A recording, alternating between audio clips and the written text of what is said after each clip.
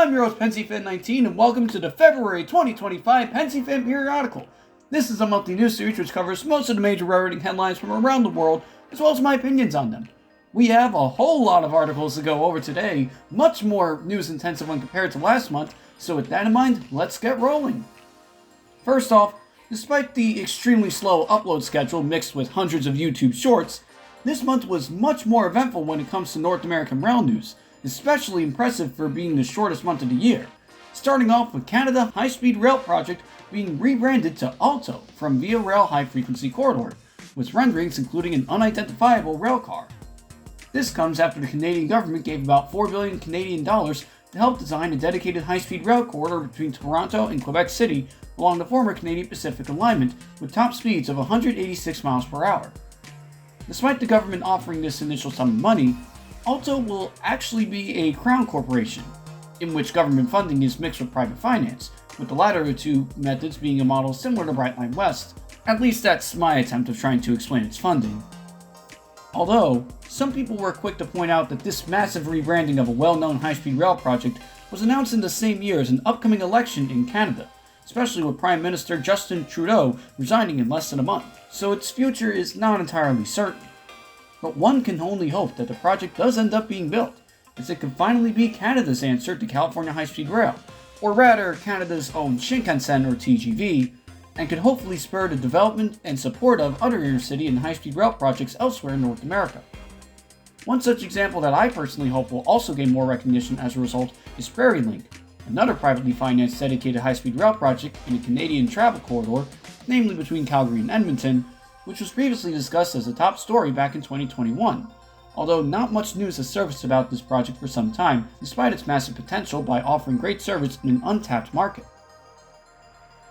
Speaking of which, here's some interesting news.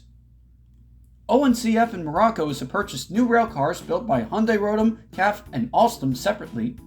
Union Pacific is to repaint one of their SD70Ms into a livery honoring Abraham Lincoln for his 260th birthday. CSX 4720 was spotted running long hood forward on a one-car local.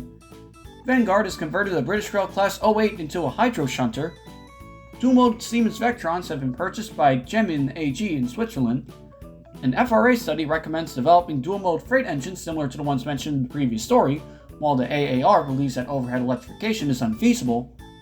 Railway Age used an AI-generated photo of a battery locomotive to discuss battery safety. Former flat cars have been converted into emergency temporary bridges in hurricane-affected regions in North Carolina. The Duolingo Owl is reportedly dead. My channel reached 10,000 subscribers the same day as Gaming Railfanner, the creator of the Moments in the Rail Industry news series. A non-profit started an online podcast aimed at getting the younger generation into railroad operation and preservation. Amtrak confirmed that riders are allowed to play Smash Bros. Melee on their trains. Adelaide has been returned to public ownership, along with Eurobahn. Burundi is to have a rail link to Tanzania, thus being the first railroad in the country's history. And RDC has merged with TDI, thus combining two new British railcar companies with their expertise in building light railcars and converted subway cars. Now here's the follow-up news sections for articles covering stories from previous episodes. Age of Steam Roundhouse has cosmetically restored Bessemer and Lake Erie 643. SJ's refurbished X40 class has re-entered service in Sweden. Italy has started testing their hydrogen-powered MUs. The world's first carbon fiber subway, also known as the Cetrovo 1.0, has entered service in China. Amtrak has released the RFQ for a delivery partner for Texas Central Railway, thus being Amtrak's first RFQ for a dedicated high-speed rail project. Mexico has drastically cut funding for Tren Maya's expansion. Pop-Up Metro's Iowa City commuter rail proposal is supposedly cancelled since CR and IC rejected trackage rights on the line, while Pop-Up Metro is also proposed for service along Philadelphia's waterfront. META South Coast Rail is scheduled to start service on March 24th, while Metro is to fully take over service on their Union Pacific lines in April. Congestion pricing had its approval rescinded by the federal government, with the MTA and New York State fighting strongly to keep the program running. Metro North named Justin Fonashek as their new president, while also repainting P32AC number 222 into a New Haven green and gold heritage livery. And Metro North is to purchase battery overhead Siemens chargers for service on Penn Station access, likely for rush hour service from Waterbury and Danbury to Penn, with M8 supposedly still projected to be used for Penn Station to New Haven service based on initial concept art. In other news, UTA has released a proposal for an Orange Line light rail connecting the University of Utah to the airport. Minnesota legislators are threatening to replace North Star commuter rail with express buses. The Wilmington and Western has suspended operations for equipment maintenance reasons.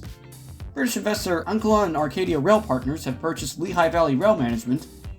The Sierra Northern Railroad has acquired locomotive builder Rail Power. Dolderbahn was a featured picture on Wikipedia for February 11th. Taiwan Metro opened their Line 1 in China. The Philadelphia Eagles won the Super Bowl 59. Woojin Industrial Systems is to make subway cars for Seoul and Busan, while Mitsubishi is to make rubber-tired metros for Cebu.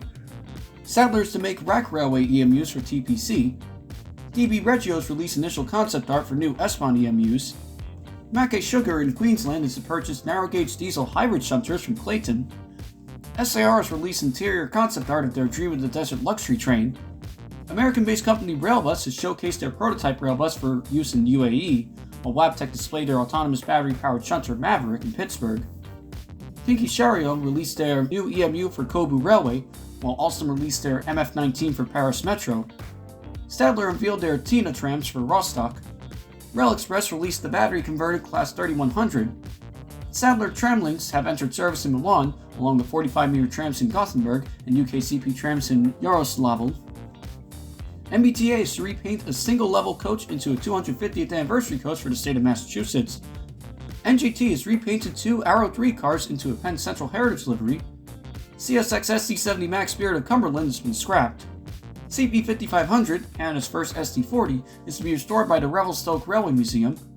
A former Durango and Silverton diesel has been acquired by the East Broad Top. The Royal Gorge Railway has returned their F7s into service.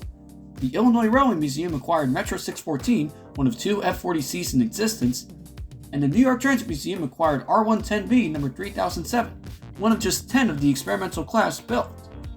And happy 30th anniversary to Coaster! After all that, it is now time for this month's Meme of the Month. This month's Meme of the Month is Illinois Central Gulf. And now, after much consideration, the top story of the February 2025 Pensyfan Periodical is Luna Train announces new night train service. Yet another private operator has joined the American passenger rail market, as just like Dreamstar, Luna Train has announced ambitious plans to introduce night train service on several travel corridors on the East Coast and Midwest, mostly in direct competition with Amtrak's long-distance routes. Based on initial renderings, Luna Train is offering luxurious interiors with brand new Siemens Ventures, although no locomotives have been specified as of yet. Although, many people are concerned as to how the startup will obtain trackage rights on all of these lines, especially considering that many of these lines see most of their freight service during the night. But the fact that Dreamstar was able to obtain trackage rights from Union Pacific for their service leaves some hope for Luna Train. This could also make sense seeing that night train services in general likely wouldn't be affected too much by slower speeds, since the whole purpose of a night train is to get as much sleep as possible while traveling between 2 major cities overnight, instead of getting there quickly during the day, like most high-speed rail systems. Out of all the major stories that emerged this month, this one is the only one to announce something entirely new from the ground up, instead of being a rebrand or an additional order, hence why I decided to give this month's top story title to this new startup. And besides, knowing that they're a privately funded company, they even wrote an article talking about how Brightline's privately funded business model is the greatest approach to railroading, so you know that I had to give them the top story just based on that alone. But overall, I for one am absolutely rooting for Luna Train and wish them the best of luck as they combine the need for more privately operated passenger services in underserved regions with the concept of more night trains on underutilized corridors throughout the US, as yet another way to bring new people onto trains, now as a hotel on rails.